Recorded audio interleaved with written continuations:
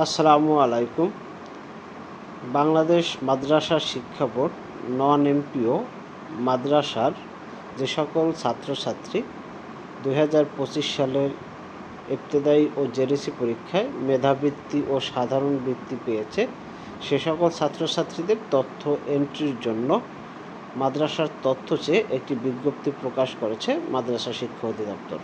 তো আজকে আপনাদের সামনে এই বিজ্ঞপ্তিটি সম্পর্কে বিস্তারিত তথ্য তুলে ধরব, তাই ভিডিওটি না টেনে সবাইকে পুরোপুরি দেখার অনুরোধ করছি।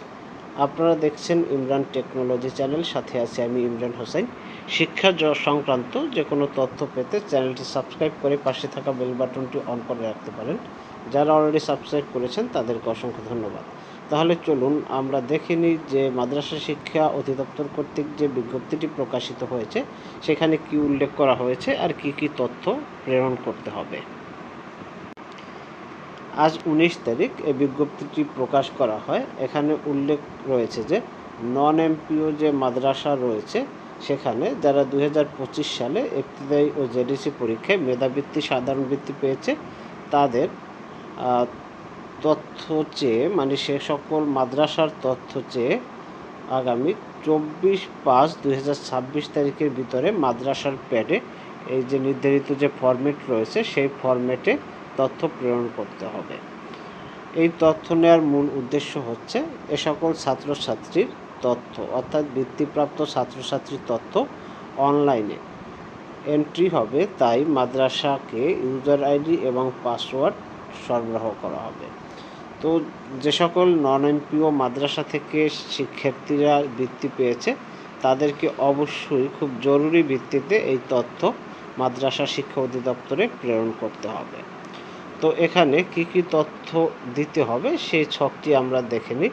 আপনাদেরকে এরকমের একটি ছক তৈরি করতে হবে, যে ছকে প্রথমে যে কাজটি করতে হবে সেটি হচ্ছে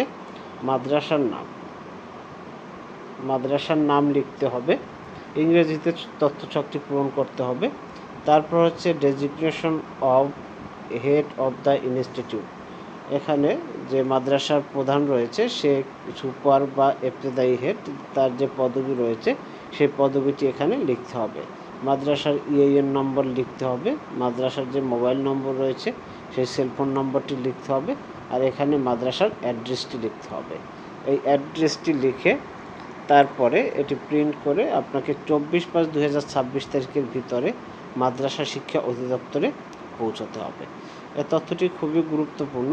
আপনারা যে সকল মাদ্রাসায় ইউজার আইডি পাসওয়ার্ড পেতে আগ্রহী তাদেরকে অবশ্যই এই ছকটি পূরণ করে পাঠাতে হবে, তা না হলে কিন্তু আপনারা এন্ট্রি করার জন্য ইউজার আইডি পাসওয়ার্ড পাবেন না এবং আপনাদের মাদ্রাসা থেকে বৃত্তিপ্রাপ্ত ছাত্রছাত্রীরা বৃত্তি পাওয়া থেকে বঞ্চিত থাকবে। তাই অবশ্যই সবাইকে সতর্কতার সাথে এবং খুব দ্রুত এই তথ্যটি প্রেরণ করার অনুরোধ করা হয়েছে। তো ভিডিওটি ভালো লাগলে অবশ্যই লাইক, কমেন্ট, শেয়ার করবেন। যারা চ্যানেলটি এখনও সাবস্ক্রাইব করেন নাই সাবস্ক্রাইব করে পাশে থাকবেন। সবাইকে ধন্যবাদ জানিয়ে শেষ করছি। সবাই ভালো থাকবেন। আল্লাহ হাফেজ।